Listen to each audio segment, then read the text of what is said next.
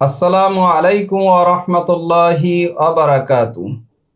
কাছে দূরে দেশে প্রবাসে যে যেখানে আছেন সকলকে জানায় আন্তরিক শুভেচ্ছা মোবারকবাদ। আসছে 14ই ফেব্রুয়ারি অর্থাৎ ভ্যালেন্টাইন্স ডে, যেটাকে আমরা বিশ্ব ভালোবাসা দিবস হিসেবে জানি। মূলত এটা বিশ্ব ভালোবাসা দিবস নয়, বরঞ্চ এটা হচ্ছে বিশ্ব বেহায়া দিবস। কারণ যেই দিবসে অসংখ্য যুবক যুবতী, অসংখ্য অবিবাহিত পুরুষ নারী তাদের ঈমান আমলকে নষ্ট করে দেয়, তারা বিভিন্ন অপকর্ম, বিভিন্ন জেনামূলক কাজে লিপ্ত হয়। যেই কাজ মুমিনকে, যুবককে জেনার দিকে ধাবিত করে, যেই দিন যুবককে জেনার দিকে ধাবিত করে, সেই দিন কখনো আপনার বিশ্ব ভালোবাসার দিবস হতে পারে না। যুবকের চরিত্র সংবরণ করতে আল্লাহ তাআলা বলেছেন।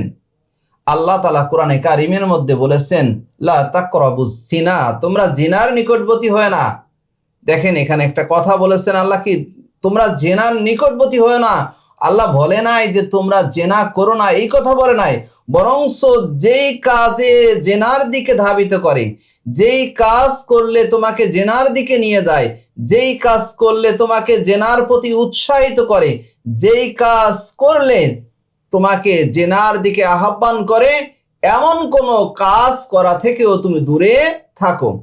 তাহলে যে বিশ্ব ভালোবাসা দিবসের নামে যেই দিনটা আমাদের যুবক যুবতীরা পালন করছে, তারা তো জেনায় লিপ্ত হচ্ছে।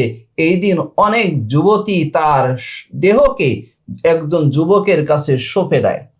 অথচ আল্লাহ রসুল সাল্লাল্লাহু আলাইহি সাল্লাম বলেছেন, যদি কোনো যুবক যুবতী তার চরিত্রকে সংবরণ করতে পারে, চরিত্রকে হেফাজত করতে পারে, চরিত্রকে যদি পবিত্র রাখতে পারে, হাসরের ময়দানে আল্লাহ তাআলা, হাসরের ময়দানে যেদিন আর কোনো ছায়া থাকবে না, যেদিন আরশের ছায়া ব্যতীত আর কোনো ছায়া থাকবে না, সূর্য অতি নিকটে চলে আসবে, সেই দিন আল্লাহ তাআলা কেবলমাত্র 7 শ্রেণীর লোককে আল্লাহ তাআলা আরশের ছায়া দান করবেন। ওই 7 শ্রেণীর মধ্য থেকে অন্যতম এক শ্রেণী হলো তারা যেই যুবক, যেই যুবতী তাদের চরিত্রকে হেফাজত করেছে, চরিত্রকে পবিত্র রেখেছে, আল্লাহ তাআলা ওই যুবক যুবতীকে আরশের ছায়া দান করবেন। সুবহানাল্লাহ। দ্বিতীয়ত হলো এই কালচার, এটা তো কোনো ইসলামিক কালচার নয়, এটা তো কোনো মুসলমানের কৃষ্টি কালচার নয়, এটা তো বেধর্মীদের কাজ। তাহলে আমরা মুসলমান কি করে আমরা এই বেধর্মীদের কাজে আপনার লিপ্ত হতে পারি? যুবকের যৌবনকে হেফাজত করা এটা জরুরি। কারণ যেই সম্প্রদায়ের, যেই গোষ্ঠীর, যেই সমাজের যুবক পবিত্র, যুব সমাজ পবিত্র, ওই সমাজটাই পবিত্র। আর যেই সমাজের যুবকরা বিপদগামী, বিধ্বস্ত তাদের ঈমান, ওই সমাজটাই বিপদগামী, ওই সমাজটাই বিধ্বস্ত। সুতরাং আমাদের প্রত্যেকের যুব সমাজকে হেফাজত করা আমাদের প্রত্যেকের দায়িত্ব, প্রতিটি গার্ডিয়ানের দায়িত্ব, প্রতিটি সমাজের প্রতিটি নাগরিকের দায়িত্ব, সরকারের দায়িত্ব যুব সমাজকে হেফাজত করা, যুব সমাজকে এই অনিসলামিক অসামাজিক আপনার এই সমস্ত কার্যবলী থেকে তাদেরকে কি রাখা, বিরত রাখা। আর এটা তো আমাদের কালচার না, এটা তো খ্রিস্টানদের। আপনার ভ্যালেন্টাইন্স ডে যে আমরা বলি, এটার ইতিহাস কি? এটার ইতিহাস তো আপনার ওই যে ইতালির খ্রিস্টানদের কোনো এক ধর্মযাজক ছিল। সে ছিল চরিত্রহীন লম্পট। সে ছোট যুবতী মেয়েদেরকে বিভিন্ন প্রকার ফুসলিয়ে, বিভিন্ন প্রকার লোভ লালসা, বিভিন্ন প্রকার ফাসলিয়ে তাদেরকে বিছানায় নিত এবং তার এই কাজকে বৈধতা দেওয়ার জন্য সে বিভিন্ন প্রকার কর্মকাণ্ড করত। এর কারণে তাকে কারাবন্দী করা হলো। ওই ভ্যালেন্টাইন্সকে, ওই ভ্যালেন্টাইন্সকে কি করলো? ভ্যালেন্টাইনকে কারাবন্দি করা হলো। কারাবন্দি করার পর ওই কারারক্ষী যিনি থাকে, ওনার আবার একটা মেয়ে ছিল, ওই মেয়েটা ছিল অন্ধ, সে চোখে দেখতো না।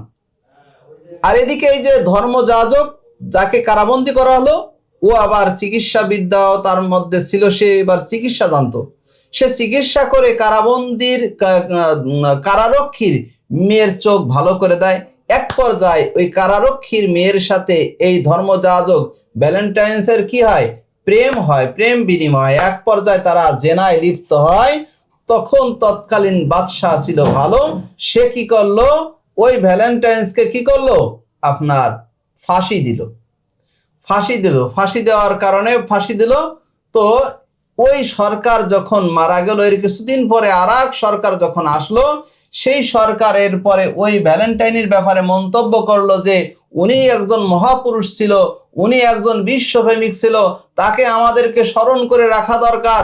আসো আমরা তার মৃত্যু দিবস পালন করি, আসো আমরা তাকে স্মরণ করি, তার ভালোবাসার স্মৃতিগুলো আমরা পালন করি। তখন এই বাদশাহ তখন কি করলো? ওই যে ওখান থেকে আপনার ভ্যালেন্টাইন্স কি পালন করা শুরু করে দিল। অথচ এটা কিন্তু, এই দিবসটাকে কিন্তু বিশ্বের প্রত্যেকটা রাষ্ট্র কিন্তু এটা পালন করে না, কয়েকটি রাষ্ট্র মাত্র এটাকে পালন করে। বিশেষ করে ব্রিটেন এবং আমেরিকা এটাকে খুব জাঁকজমক করে এটাকে পালন করে, এবং এটার জন্য এটাকে আরো মডিফাই করার জন্য কোটি কোটি টাকা এর পিছনে ইনভেস্ট করে তারা। আসলে এটা তারা বেধর্মী, তারা করতে পারে, কিন্তু আমরা তো মুসলমান, আমরা তো করতে পারি না। আমাদের তো একটা নিজস্ব, আমাদের একটা কি আছে? কৃষ্টি কালচার আছে। আমরা মুসলমান, আমাদের কৃষ্টি কালচার তো ইসলামিক কৃষ্টি কালচার, আমরা এর বাহিরে যেতে পারি না। অথচ আমাদের সন্তানেরা আছে কি সেখানে তাদের সুরে সুর মিলায়া কি করতেছে? আপনার ওই ভ্যালেন্টাইন্স ডে পালন করতেছে। আমাদের দেশের এটা তো আমাদের কালচার না। আমাদের দেশে আসলো কবে?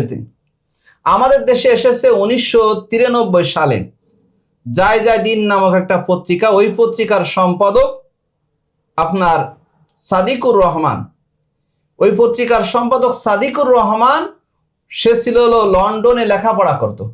লন্ডনে ওই কৃষ্টি কালচার শিখে এসে বাংলাদেশে একদিন একেবারে খুব আনুষ্ঠানিকভাবে জাঁকজমকপূর্ণভাবে ওই দিবস পালন করলো। তার ওই দিবস পালনের মাধ্যমে কি আমাদের বাংলাদেশে শুরু হয়ে গেল বিশ্ব ভালোবাসা দিবস পালন করা। ভাইরা আমার, আমরা কিন্তু মুসলমান, সবসময় স্মরণ রাখতে হবে আমরা মুসলমান। আমাদের সন্তানদেরকে, আমাদের সন্তানের ব্যাপারে আমাদের সচেতন হতে হবে। আমরা নিজেরা এই কাজ থেকে বিরত তো থাকবই, সন্তানদের ব্যাপারে অনেক সতর্ক থাকব, যেন আমার সন্তান যেন এমন কোনো কাজে লিপ্ত না হয়, এই ভ্যালেন্টাইন্স বেহায়া দিবস যেন পালন না করে। এ ব্যাপারে আমাদের সচেতন থাকতে হবে। আমাদের সচেতন থাকতে হবে গার্ডিয়ান, আমরা আমাদের সচেতন থাকতে হবে। সচেতন থাকতে হবে দেশের প্রতিটি নাগরিকের, সচেতন থাকতে হবে রাষ্ট্রপ্রধানের। যদি আমরা প্রত্যেকের স্থান থেকে এটাকে যদি না বলি, এটার যদি আমরা প্রতিবাদ করি, তাহলে আমাদের দেশে এটা থাকবে না। তাই আসেন আমরা বেধর্মীদের কৃষ্টি কালচার পরিহার করি। কারণ কি, যেই ব্যক্তি কোনো বেধর্মীর কৃষ্টি কালচার গ্রহণ করে, রাসূলুল্লাহ সাল্লাল্লাহু আলাইহি ওয়াসাল্লামের তার ব্যাপারে কঠিন হুঁশিয়ারি দিয়েছেন, বলেছেন মান তাশাব্বাহা বিকওমিন ফাহুয়া মিনহুম। যেই ব্যক্তি কোনো জাতি, কোনো গোষ্ঠীর সাদৃশ্য গ্রহণ করে, ওই ব্যক্তি কেমন যেন তাদের অন্তর্ভুক্ত হয়ে যায়। অর্থাৎ আমরা বাংলা একটা প্রবাদ বলি, যার সাথে যার মহাব্বত তার সাথে তার কিয়ামত। অর্থাৎ আপনি যদি বেধর্মীদের কৃষ্টি কালচার গ্রহণ করেন, তাহলে আপনার কিন্তু হাসর নাসর কিয়ামতটা কিন্তু ওই বেধর্মীদের সাথে হবে। তাই আসেন আমরা বেধর্মীদের কৃষ্টি কালচার পরিহার করি। আমরা ইসলামী কৃষ্টি কালচারে আমরা আমাদের সন্তানদেরকে বড় করি। আল্লাহ তাআলা আমাদেরকে অনইসলামিক সব কর্মকাণ্ড থেকে বিরত রেখে ইসলামিক জীবন যাপন করার তৌফিক দান করুন। আমিন। আসসালামু আলাইকুম ওয়া রাহমাতুল্লাহি ওয়া বারাকাতুহু।